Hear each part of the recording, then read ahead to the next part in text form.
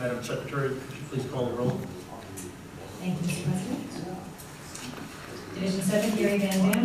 Here. Division 6, Marlon Barnes. Here. Division 5, Robert Harris. Here. Division 4, Justin Lane. Division 3, Frank Donato. Here. Division 2, Keith Dice. Here. Division 1, Shelley Sourceable. Here.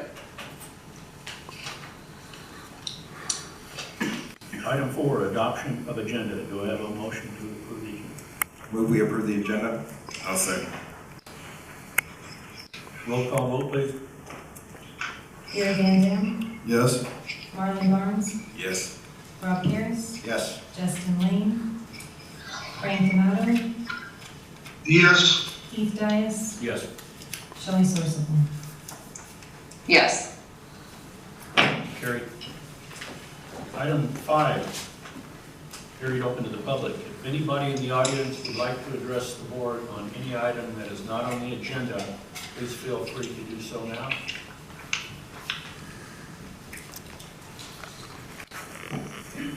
Good evening, members of the board. My name is Brett Banks. I am the Executive Director of the Antelope Valley Air Quality Management District. For the next 12 months, I'm the President of the Antelope Valley Board of Trade. I just wanted to come to thank the directors and Mr. Chisholm for the opportunity to use your facility last week for our annual planning retreat. It was a terrific retreat. We got a great briefing from Mr. Barnes, and staff was just amazing, and we got a lot of good information about what your agency is doing and how it's going to help the Antelope Valley. So I just want to take the opportunity to thank you. Appreciate it. You're welcome. I hope we can help in the future. Thank you. Yes, sir. And we never did say thank you for our charging station, Brett. Thanks. Oh, it's nice to see those out there. Appreciate it. Item 7, consent agenda. Do I have a motion to approve the consent agenda? Move approval of the consent agenda. And I'll second. Roll call vote, please. Gary Van Dam. Yes. Marlon Barnes. Yes. Robert Harris. Yes. Justin Lane. Frank Donato. Yes. Keith Dice. Yes. Shelley Sourceable. Yes. That carried. Item 8A, adjudication and water master committee. Rob, do you have a report? I do. I will have Dwayne do 8A and 8A2, and then on 8A2, I would like to have a discussion. So you want to start on 8A1? Yes. If Assistant General Manager Matt can help me a little bit with this, the budget, the water master meeting is tomorrow, and on the budget, or on the agenda, I should say, is the let that turn down. Okay. All right. On the agenda is a presentation on the annual water master report. In addition, there'll be several administrative matters that will be handled. We'll also have reports by the engineer and the the water master engineer and the attorney with regards to, in particular, the Joshua Mortuary? and to enter the judgment which would allow them to construct a replacement water well once they get under the auspices of the judgment, and then they can buy replacement water. And I know that's been in the news a little bit with regards to the cemetery over there, and this is moving along the process. Just let you know about that. Other than that, I don't believe there's any particular direction that's necessary. Well, are you going to be able to attend tomorrow? Yes. Okay.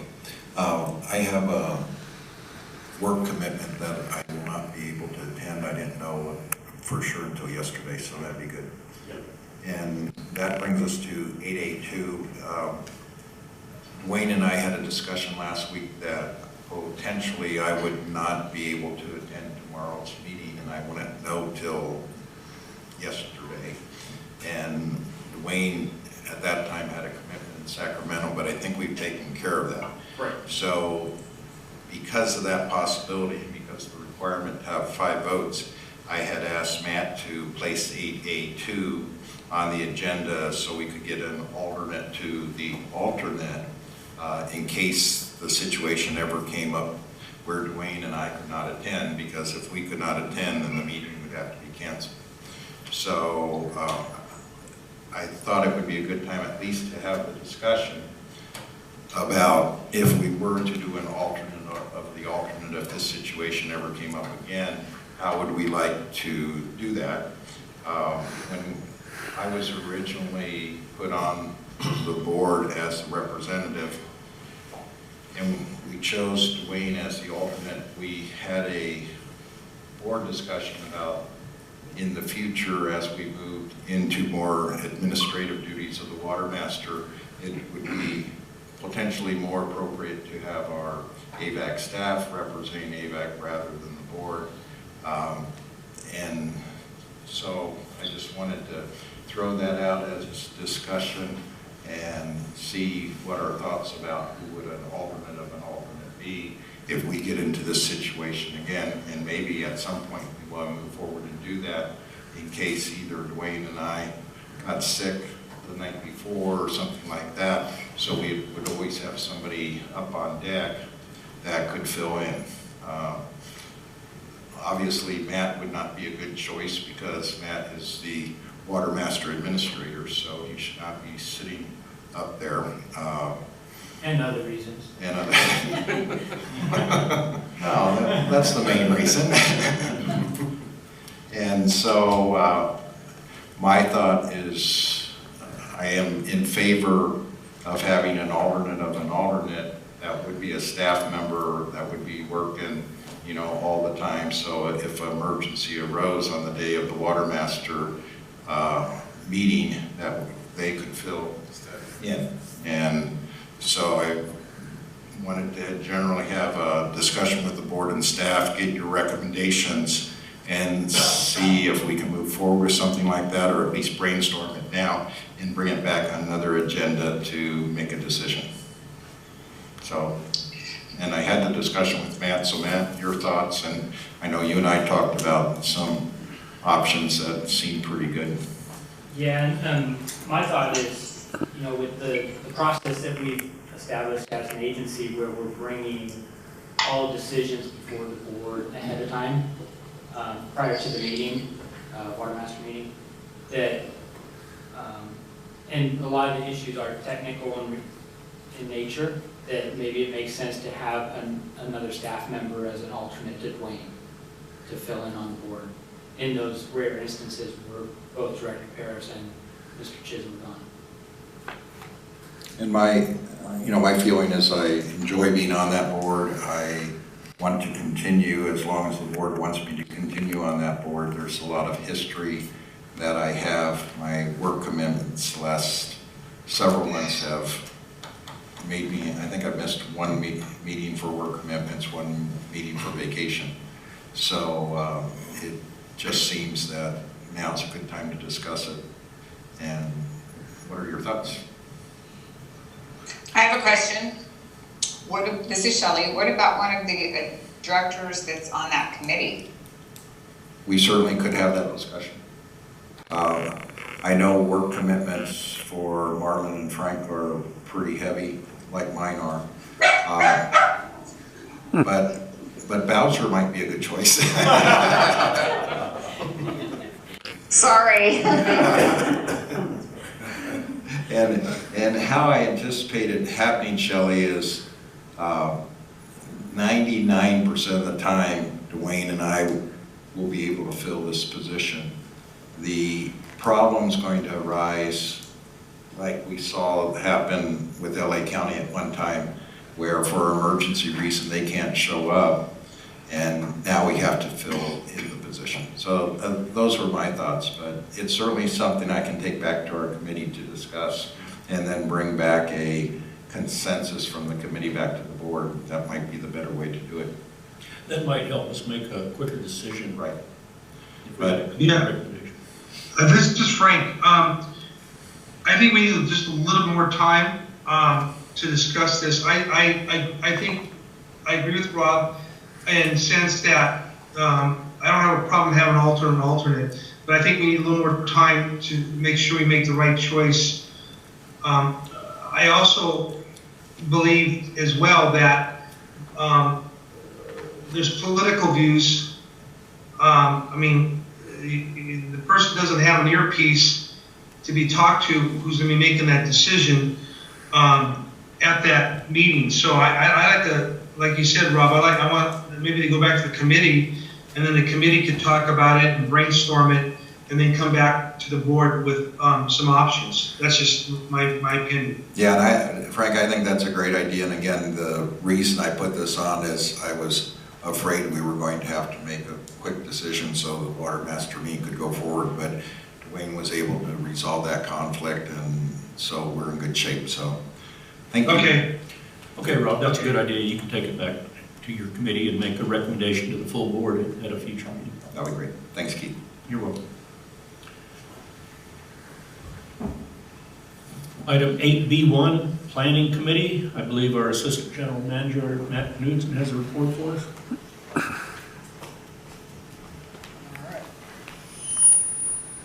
Good evening, directors. I don't have a formal presentation, but if you look in your board packet on page 47, there is a detailed staff report. And just a little background, the Antelope Valley State Water Contractors Association, as you know, we're a member of that association.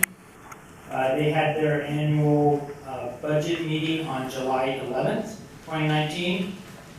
And at that meeting, representing AVEK is Director Ferris and Dias. And the commissioners reviewed and approved the budget for 2019-2020 fiscal year for the association. And just in summary, the budget covers kind of three major tasks. The first task is general services, which is split evenly between the three member agencies. So our contribution would be $10,000. There's some special projects, such as our participation in the Home and Garden Show for the upcoming year. That cost is split based on our Table A percentage. So AVEK's participation in that would be $15,426. And then, if you recall, we've been able to, last couple of years, reduce our costs associated with the USGS annual groundwater level and water quality monitoring. In the past, the association has picked up all that cost, but now the association is only picking up 50% of the cost. The other 50% is split evenly between the Antelope Valley Water Master and the Antelope Valley Integrated Regional Water Management Group. So AVEK's participation in that, which is also based on our Table A percentage, is $27,810. So total contribution for AVEK, which the committee is recommending, is $53,236. And kind of the process is the association approves the budget, recommends the budget, and then that is brought back to each of the member agencies. And per the bylaws, each member agency has to pass a resolution to approve these funds. So with that, if you have to answer any question, there is, as I mentioned, a detailed staff report. It goes into detail more about the cost and budget.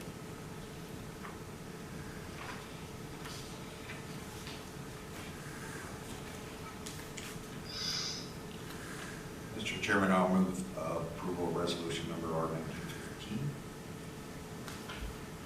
I'll second. Any further discussion? I have a question.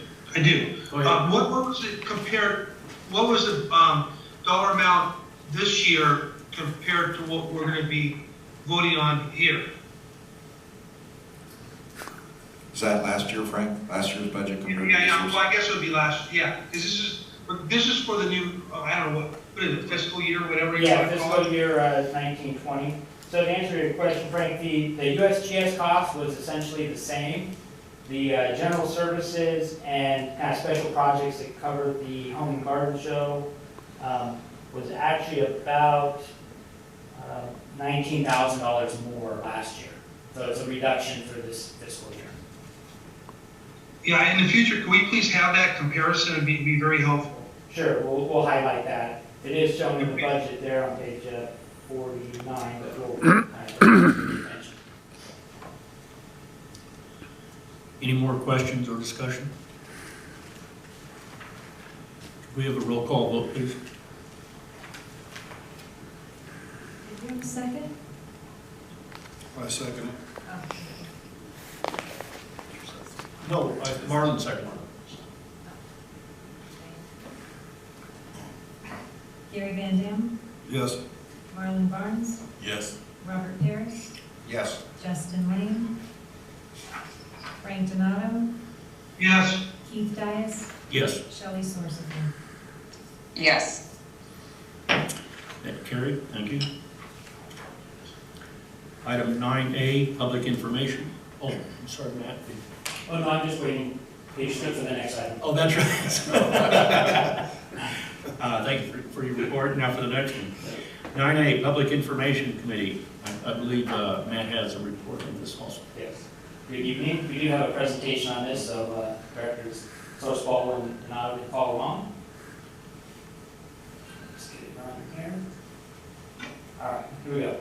So, Public Information Committee met last week to revisit and kind of dive in a little more detail regarding an update of the agency's website. If you recall, this item was previously presented to the board, and there were some good questions that were brought up by board members, and we went back and did a little bit more research. So I think we're in a good place to bring this back for consideration. Kind of just a little background. Our current website is about 10 years old now.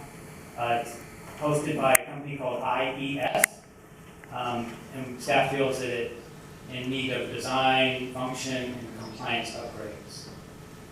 So I don't know if you've all visited the website recently, but it is in need of some updates. So we've kind of focused in on a vendor by the name of Streamline, and it was recommended to us by through CSDA, California Special Districts Association. As you know, we're a member of that group, and they often advertise and make recommendations for various vendors that have been vetted through various special districts throughout the state. And this wasn't planned this evening, but Brett Banks with Antelope Air Quality Management District, their agency also uses Streamline. I think they just recently used Streamline for their website, so hopefully he has some good things to say about it. So why Streamline? We think it's an easy process to set up and maintain, improve our efficiency by reducing staff time when content does need to be changed on the website. Right now it's kind of clumsy and complicated to IES. They update it, we review it before it's posted. There's no contract or upfront cost. It's simply a month-to-month service, so there's no expensive cost to get the new website up and running. They offer free data migration, so any of the data that we have on our existing website that we want to move over to the new website, they provide that service at no charge. Unlimited customer support, that's included in the month-to-month cost, and they also offer free training and webinars. It also has some built-in tools to ensure that we stay within compliance with various sections and codes regarding ADA and some compliance regarding that are related to special districts to maintain certain information such as enterprise systems, which comes into effect January 1st, 2020. Website features, as mentioned, is customizable templates, so we can easily go in and add content, photos, agendas, meeting information to stay in compliance. It's fully transferable from a desktop view or a mobile view. So if you bring this up on your smartphone, it's going to automatically adjust the view so that it's easy to read and interpret on your smartphone. It's very user-friendly, and it has a built-in what's called a compliance dashboard it kind of goes through and provides a checklist to ensure that we're in complete compliance with all rules and regulations. The cost, based on the comments from the last meeting, we went back and did a little more comparison of other vendors out there, of what they have to offer. And you can see Streamline, as mentioned, doesn't require any upfront costs. The other vendors that we looked at do require some upfront costs. The annual estimated cost is about $6,600 for Streamline, which is pretty comparable to the others that we looked at. But again, we're saving on that upfront cost. And then we did a cost comparison over a 5-year period, showing that Streamline is the most cost-effective approach, and vendor at $33,000 for 5-year cost. It's kind of interesting that IES is charging more. Yeah, a little bit less on the annual cost, but for the redevelopment cost, For 5 years. upfront cost about $11,000. And if you look at the numbers, like for instance, IES 11,148, that includes the development plus the first year annual. So if we're doing, kind of looking at the math there. Oh, Yeah. okay. Yeah. Thanks for explaining that. And then we did also check some references based on comments from the last meeting. As I mentioned, it's CSDA endorsed. They haven't received any complaints on this vendor. A couple of other water agencies use this, and I also mentioned the Antelope Valley Air Quality Management District uses this. So all 3 of those seem to be very happy with the website. And that's about it. Happy to answer any questions. Staff and the committee are both recommending that we move forward with this. I have a question. It's Frank. So basically, we can go behind the templates and upload the information that pertains to the agencies, or do they assist us with that, or how's that done? Mr. Donato, we can actually do that in-house. So with the training that they provide, it's very user-friendly, and we can go behind the scenes, behind the templates, and upload new data as we need. Okay. So this is Shelley. Who's the staff person that's going to be in charge of doing this? So a lot of the development that we've looked at so far has been with Pam Clark, our executive assistant, as well as Tom Barnes, who's very familiar with this type of system and skill set needed to update the website. And then when it comes to posting agendas and board meeting information, Holly Hughes would provide that update, and it's very user-friendly. Matt, since we have Brett Banks here with AVAQMD, can we get a comment from him on how long he's been on it and his satisfaction with it? Gary, it's so easy I can't even post stuff. No, it really is very user-friendly. They have great customer service. We've used it probably a little over 1.5 years, maybe coming up on 2 years. But seriously, you know, the things that Hollywood need to post, I post for our agency. The templates are there. It's easily adjusted, and it's really cost-effective. But I'm really impressed more with the customer support they provided. They're really solid on customer support. Great. Thank you.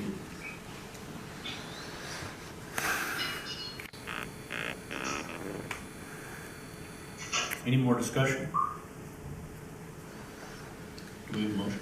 Move approval of Board Order 9A, approving Streamline to host the AVEK website.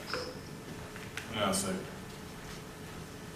Any more questions or discussion? Could we have a roll call vote, please? Gary Van Dam, Yes. Marlon Barnes, Yes. Robert Pierce, Yes. Justin Lane, Frank Donato, Yes. Keith Dias, Yes. Shelley Sorsigan. Yes. What was that, Shelley? She answered yes. Okay. I thought you said a pass. Oh, did you? No, I said yes. No, I said yes. I said yes.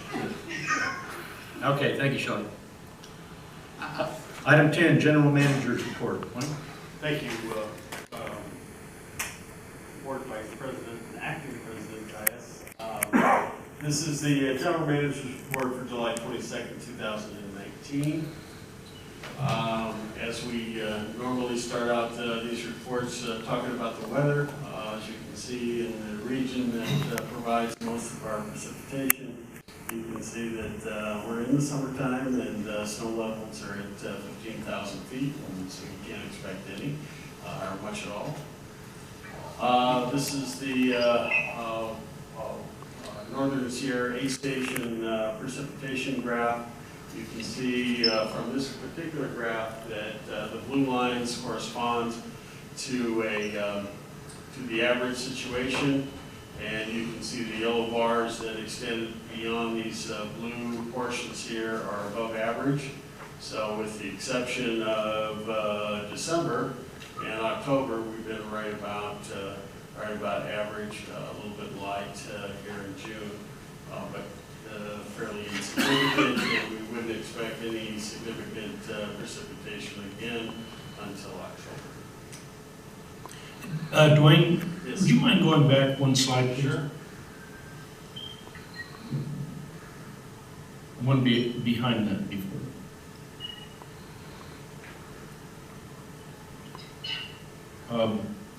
That last bullet, snow levels will rise from 13,500 to above 15,000. Right.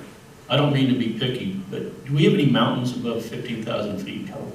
I don't know that. I can't tell you if there is. Mount Whitney's 14, so, okay. All right, that's good enough. Yeah. Thank you. We are recording. So that indicates that there will not be any snow in this region if we don't have mountains above 15,000. So here's the state water weather graph. You can see we're at 68.4 inches, which is this line here corresponds to the average. So you can see these years that were below average and these years that were above average. And so, we're at 136% of precipitation for this particular date. For those, this little map here shows the indications of where they measure the precipitation, these little dots here.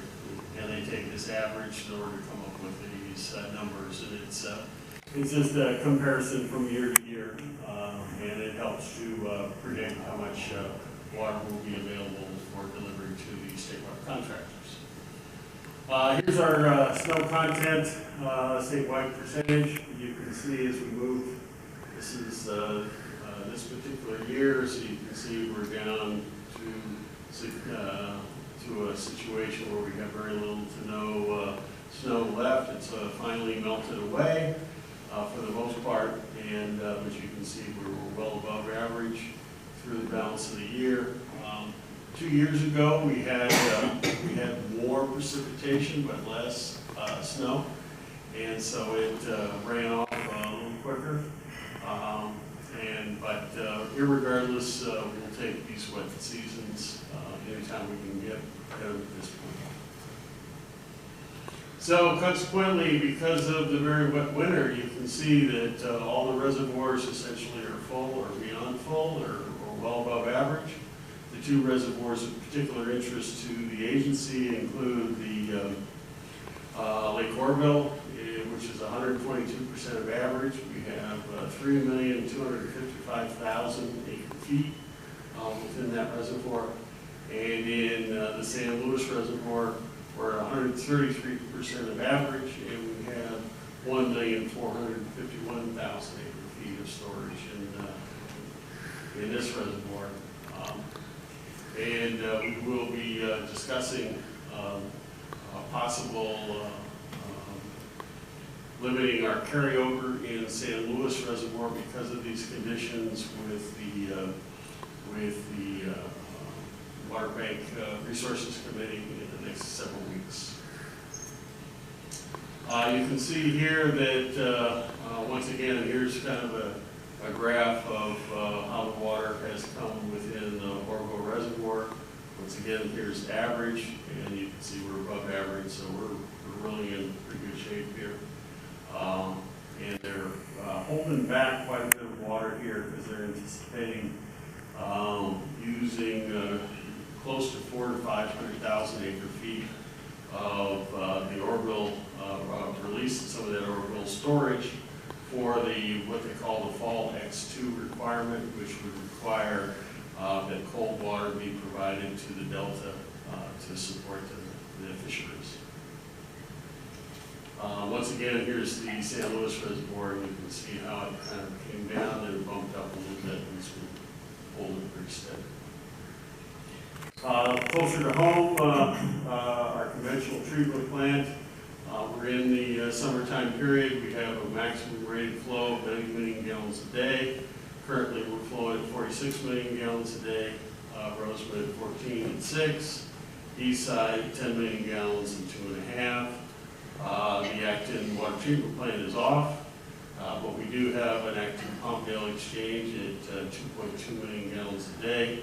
So we have 122 million gallons a day of potential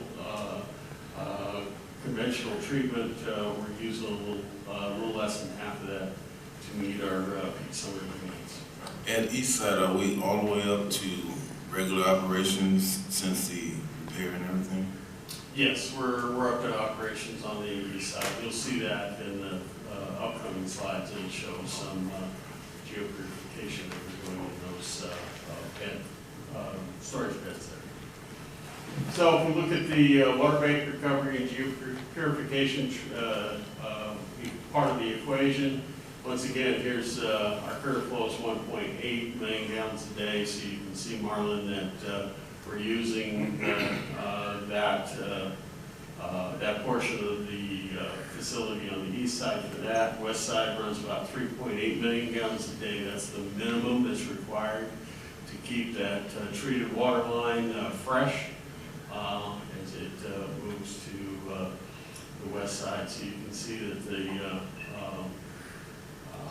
the current flow is off here on the west side.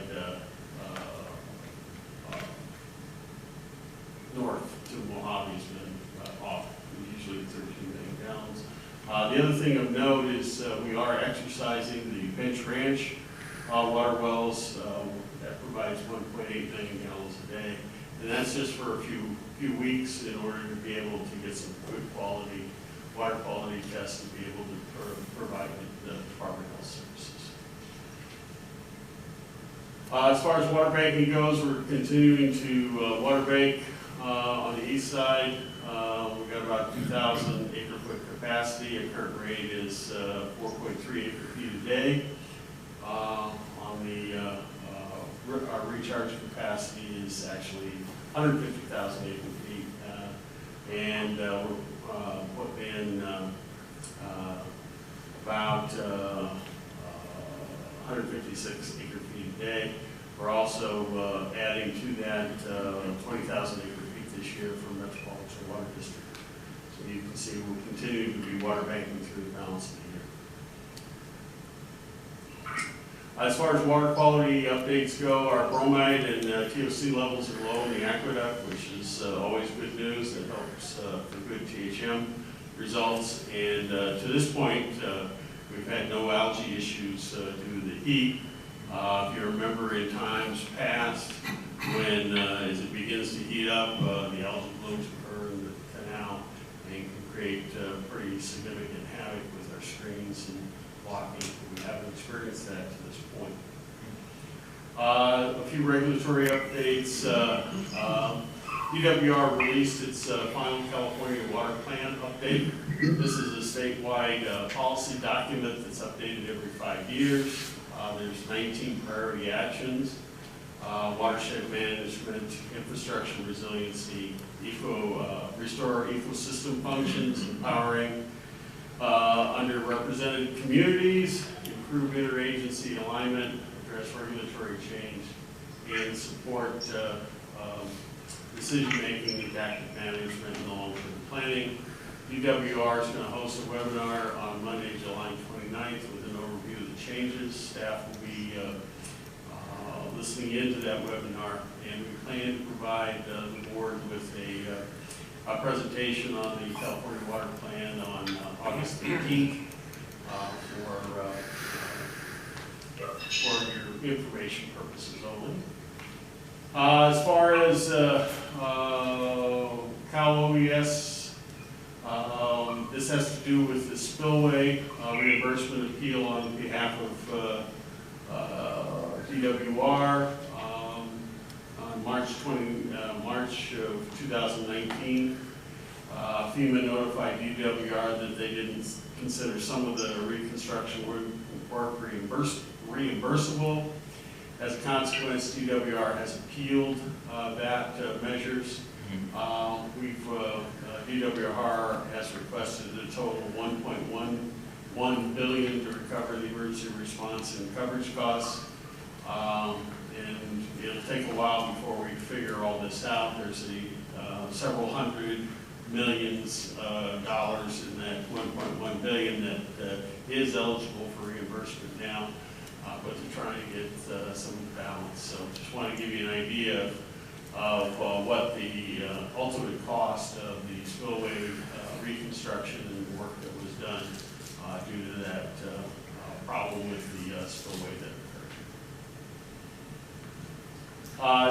Another legislative matter that's of particular significance is SB1. This is the California Environmental Public Health and Work Defense Act of 2019. It's been referred to the Assembly Appropriations Committee before the final vote. What it does is, and I've spoken about this a couple of times, it makes current federal clean air, climate, clean water, worker safety, endangered species standards enforceable under state law based on the federal standard before the Trump administration took office.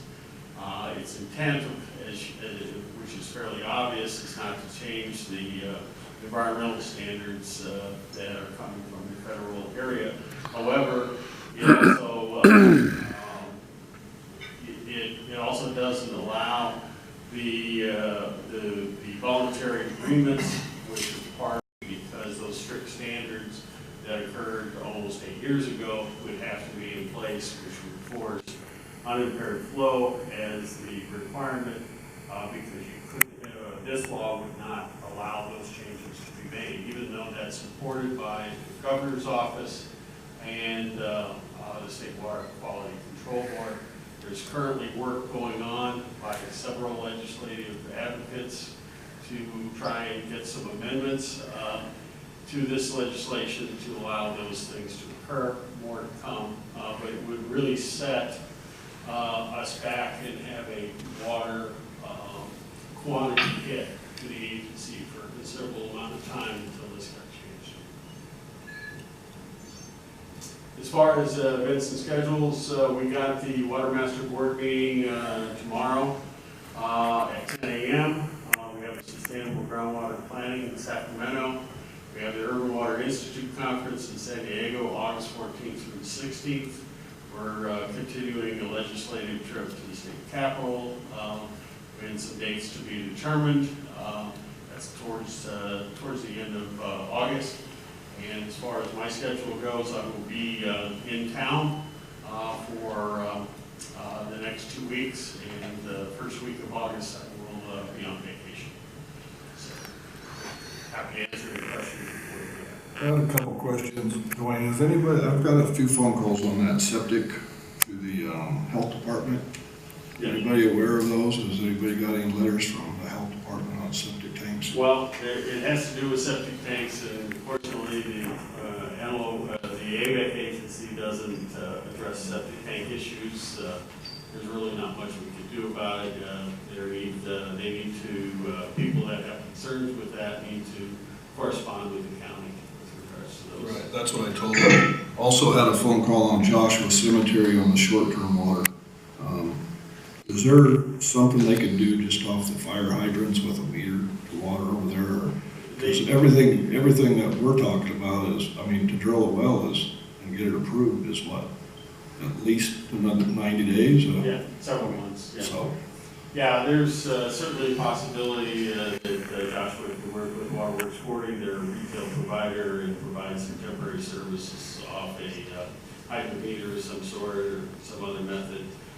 If they're so interested and inclined to do that, there is several hydrants that are available adjacent to the property there. Any more questions for Glenn? I have one. Do you have a report regarding the legislative trip to Oh, Washington? yes, I almost forgot. Thank you for reminding me. Yes, we, Board President Sourcewell and I took a trip to Washington DC last week in order to seek funding sources for the STEM Phase 2 project. We met with, I would say, about 8 to 11 various assembly members and staff members. 2 days of fairly significant meetings that occurred. We do have some leads that we'll be following up.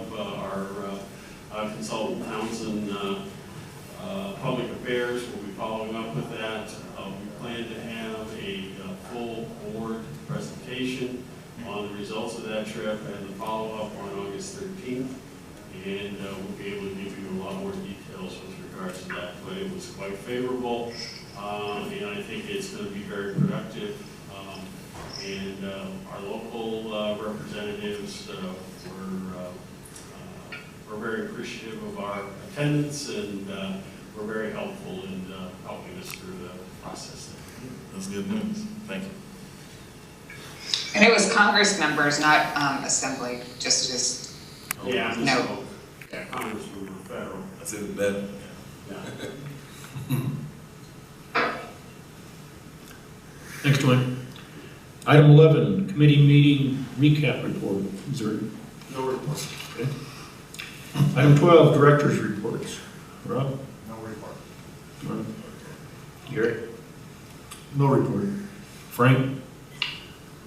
No report. Shelley?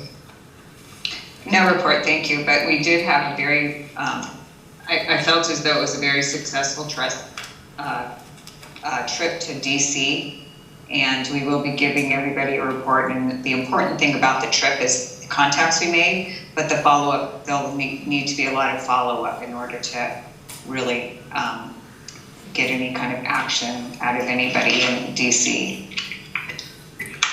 Thank you very much, Shelley and Dwayne. Item 13, attorney's report. I have no reports. And is there a reason to go into closed session tonight? Yes, there is. We have items at A, C, and D. A, B, and what? A, C, and D. Do I have a motion? I make a motion to run to closed session. Second it. We have a roll call vote, please. Gary Van Dam, Yes. Marlon Barnes. Yes. Rob Harris. Yes. Justin Lane. Frank Donato. Yes. Keith Dias. Yes. Shelley Sorsable. Yes. Okay, we'll go into closed session in just about 5 minutes.